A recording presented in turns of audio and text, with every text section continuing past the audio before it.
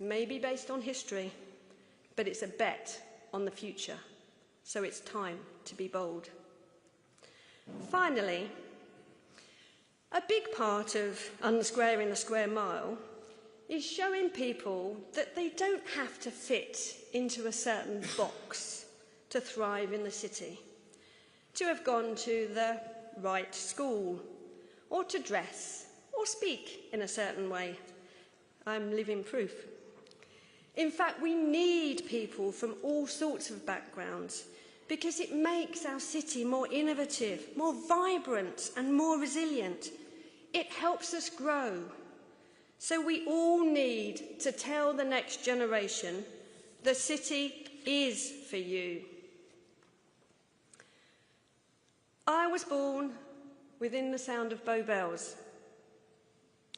And I stand here tonight with you within the sound of state trumpeters.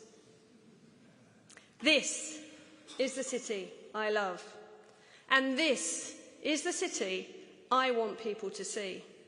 The place to do business, to invest, to live, to work. A place where anyone can get on in life, regardless of their background. But I can't do it alone. I need all of you in this room to join with me as a city community, to step out of our natural British reserve, to stand up for UK PLC and not to be bound by what we've always done before. Because together, we are more than the sum of our parts. Together, we can connect capital with opportunity. Together, we can ensure people choose here, not there. And together, we can unsquare the square mile. Thank you.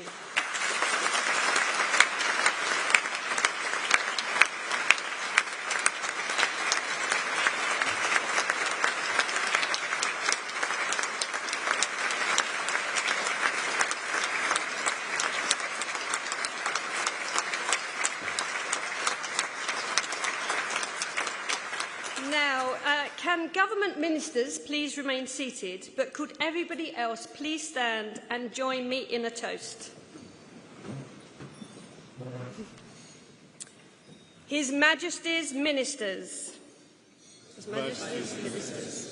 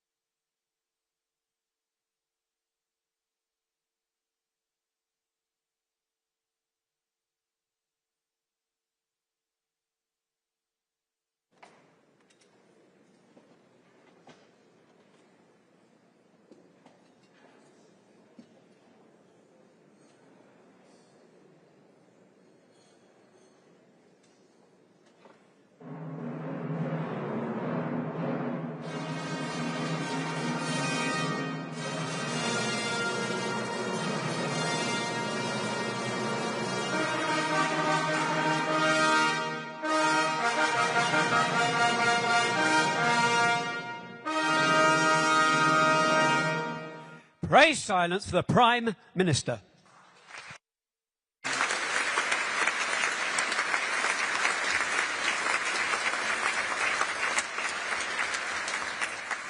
Thank you. And before I start, let me just say that in the long history of this place, in the 8 centuries since King John granted the City of London the right to appoint its own mayor, it is a real pleasure this evening to be the first Prime Minister to say, Lady Mayor, welcome to the role.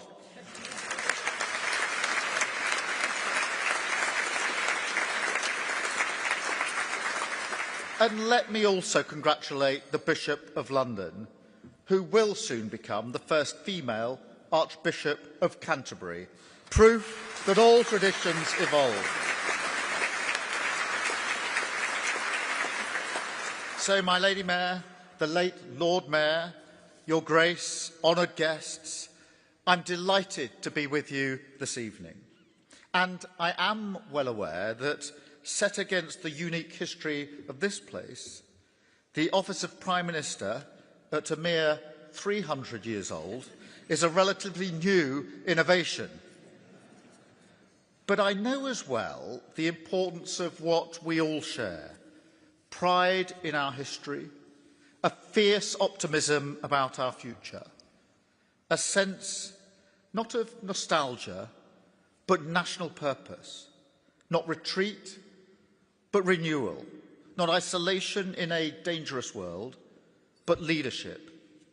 In these times of profound instability, conflict and change, that's what I want to talk about this evening. How we can use our international work to navigate these times, to lead and secure our national interest. And my Lady Mayor, I am clear that no transformation today carries greater consequence than the rise of China. It is a nation of immense scale, ambition and ingenuity, a defining force in technology, in trade and global governance. So our response will not be driven by fear, nor softened by illusion.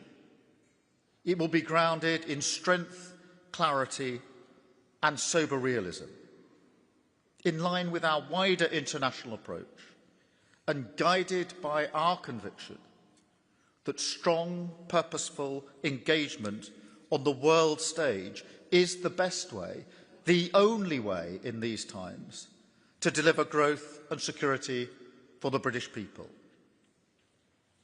And, my Lady Mayor, that used to be the common view.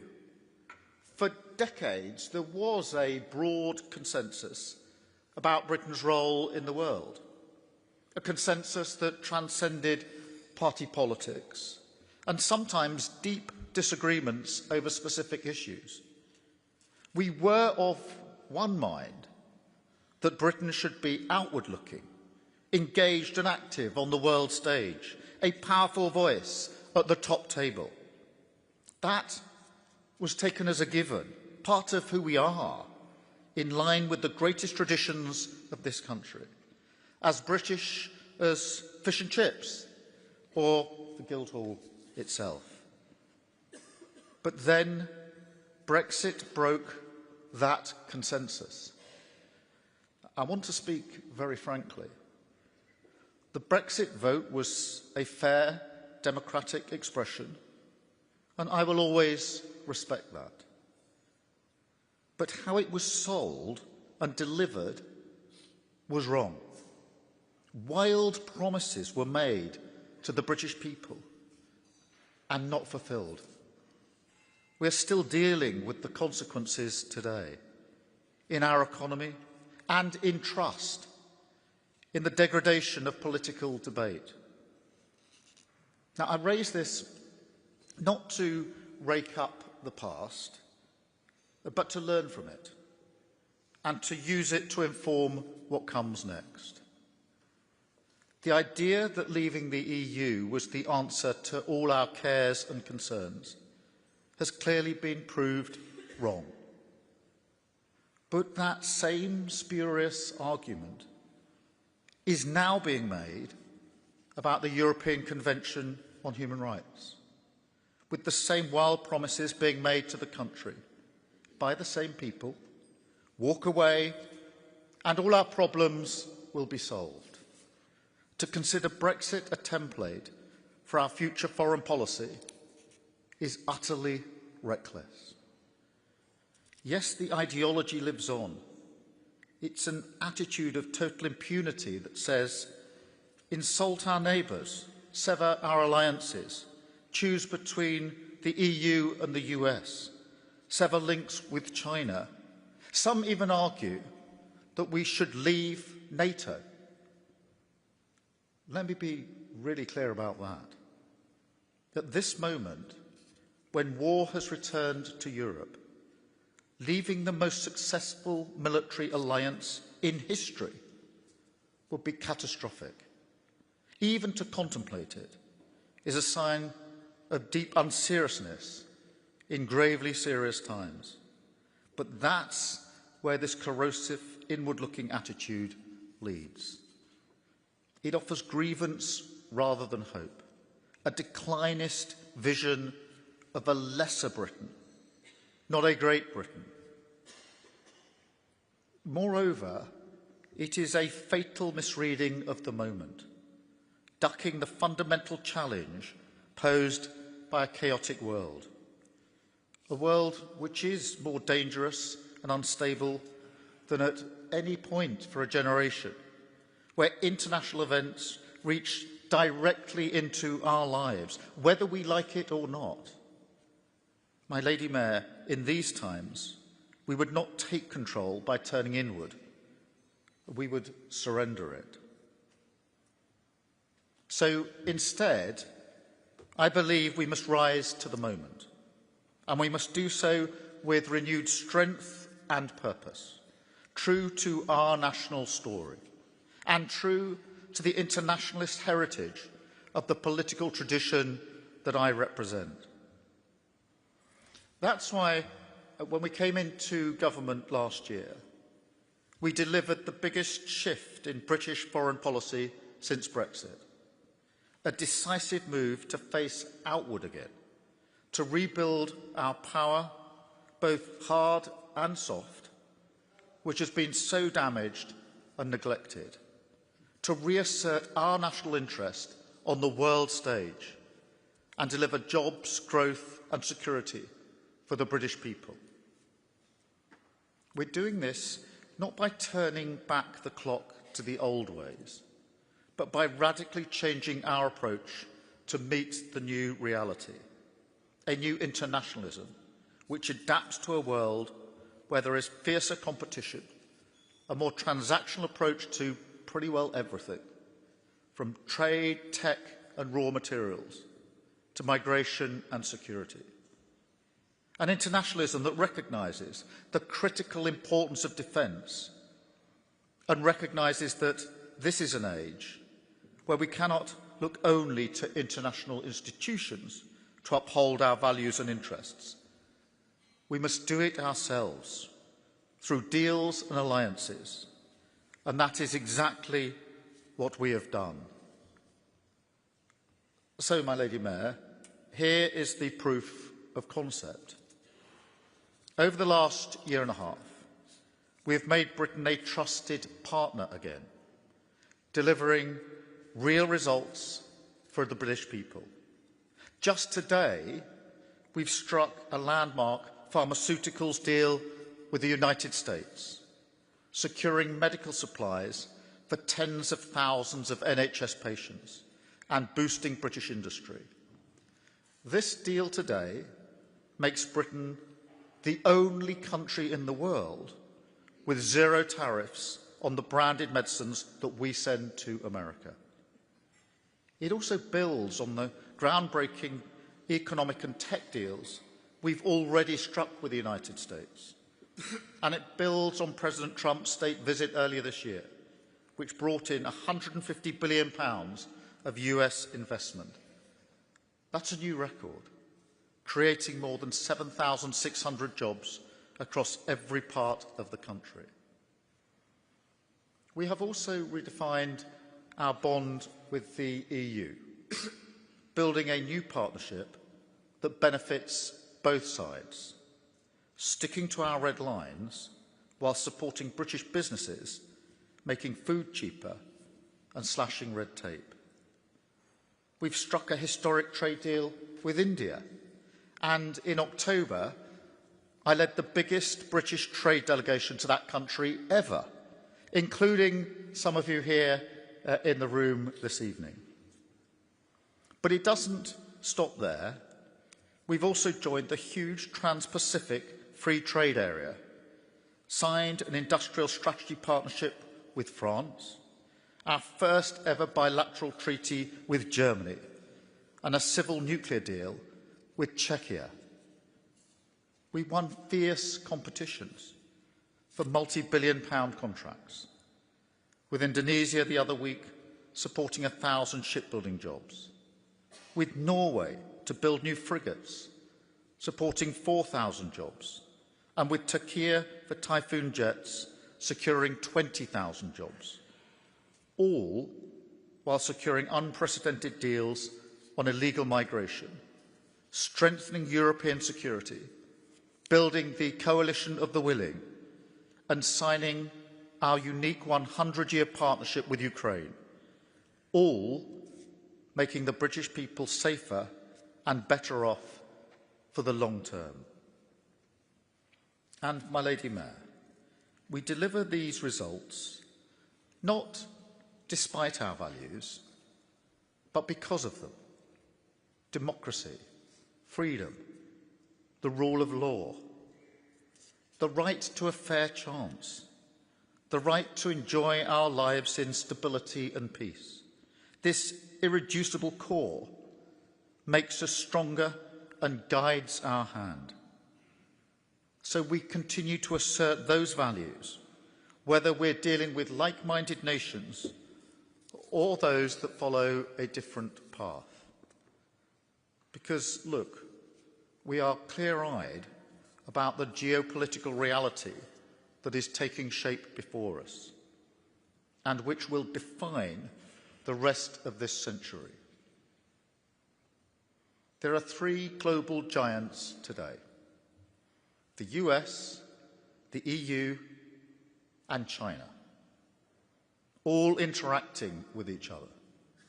And ultimately, our future will be determined by how we navigate this dynamic. That is why the approach we're taking is so important, building these incredible bonds with the US and with the EU.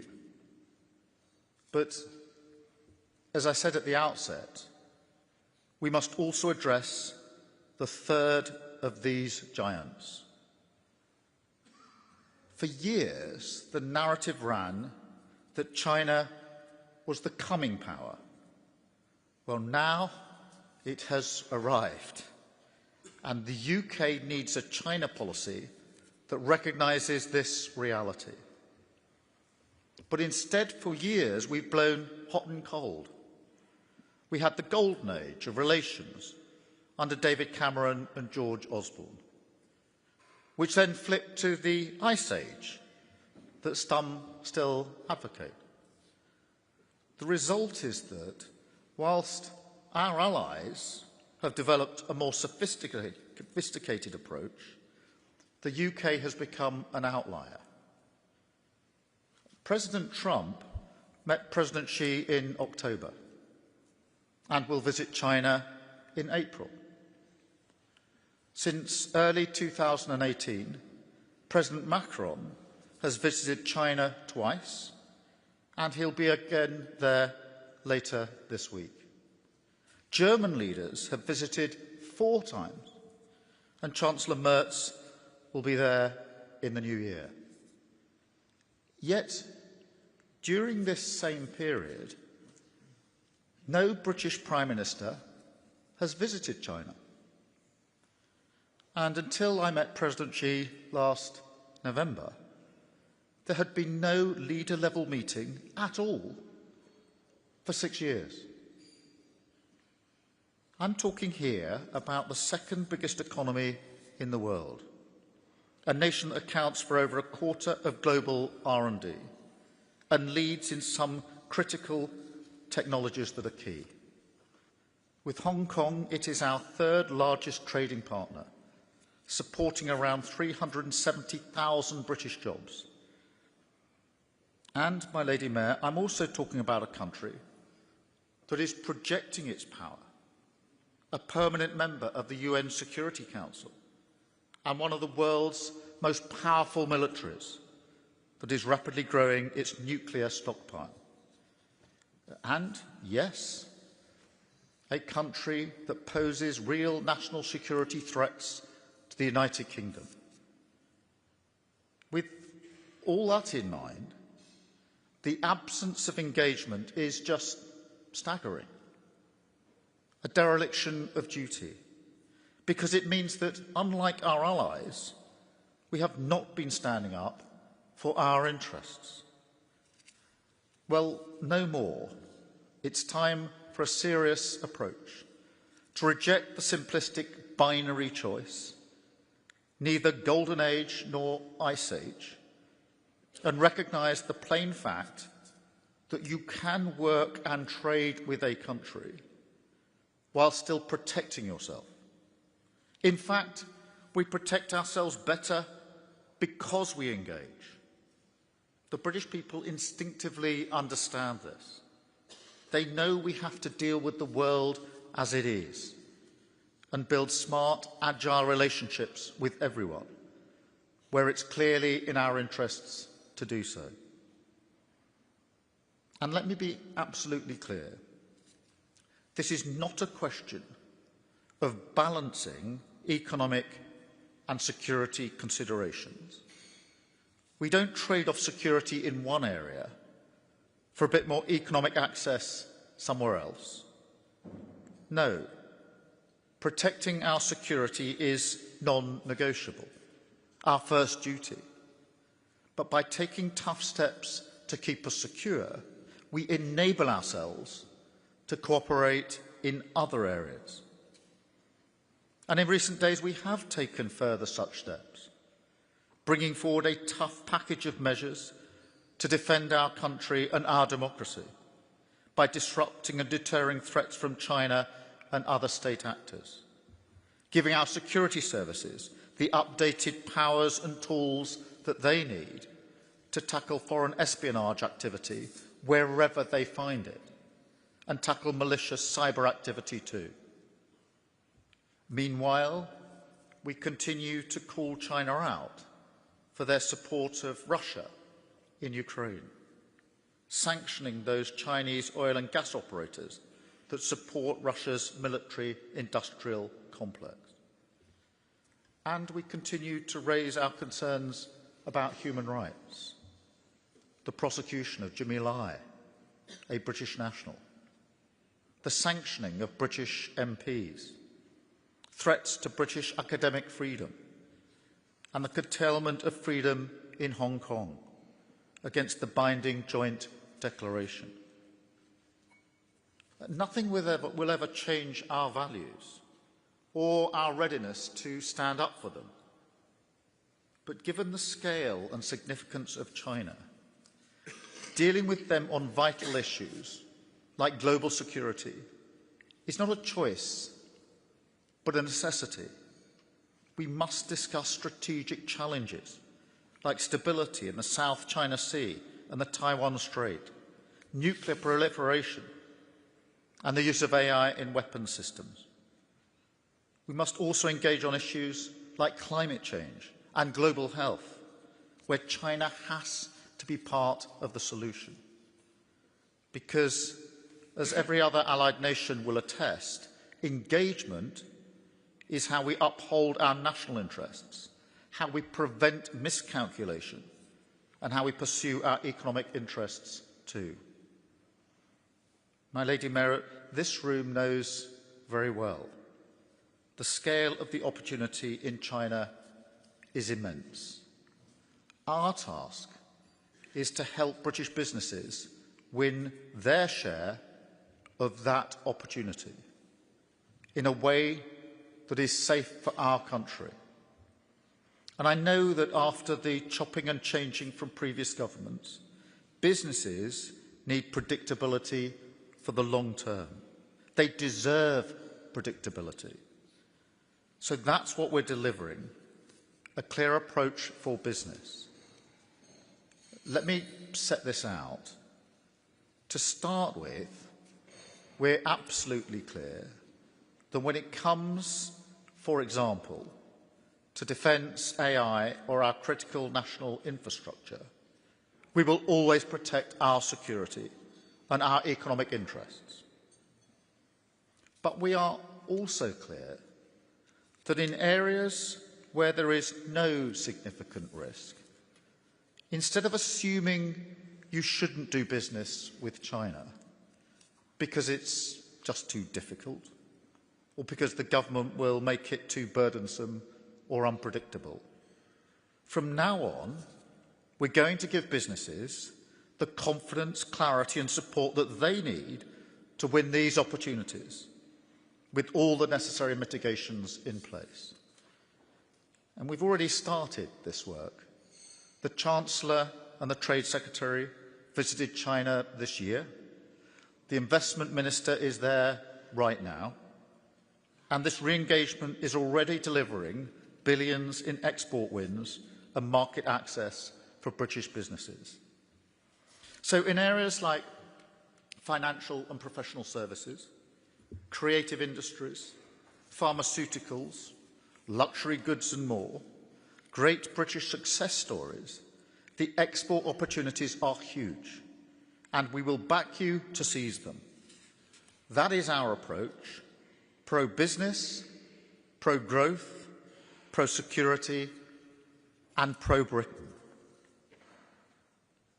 My Lady Mayor, this is the new purposeful internationalism I'm talking about.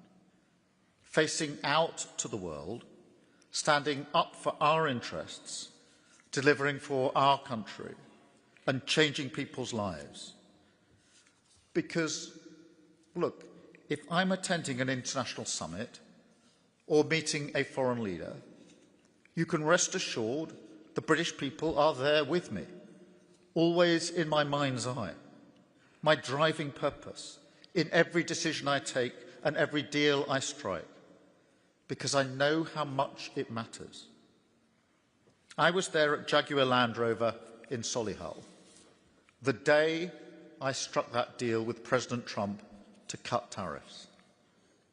And I saw what it meant, not just for the workers on the factory floor, but to their families, to the whole community. Just a couple of weeks ago, I was up at the BAE plant in Wharton, Lancashire, and I met a young lad called Jack. He works there as an apprentice, proud to be following in his dad's footsteps. And Jack told me that the deal we'd just done on that Typhoon contract wouldn't just secure his job, but his dad's job too, and that of the whole workforce. It's moments like that, when you can see that someone's future has just opened up before them. That's what my politics is about. That's what my foreign policy is about. Going out there, fighting for the British people. So, my Lady Mayor, to put it simply, in these dangerous, volatile, competitive times, we deliver for Britain by engaging with purpose and pride, not by shrinking back. In these times, we deliver for Britain by being strong on the world stage, not by vacating it. My Lady Mayor, in these times, internationalism is patriotism. Thank you very much. Thank you.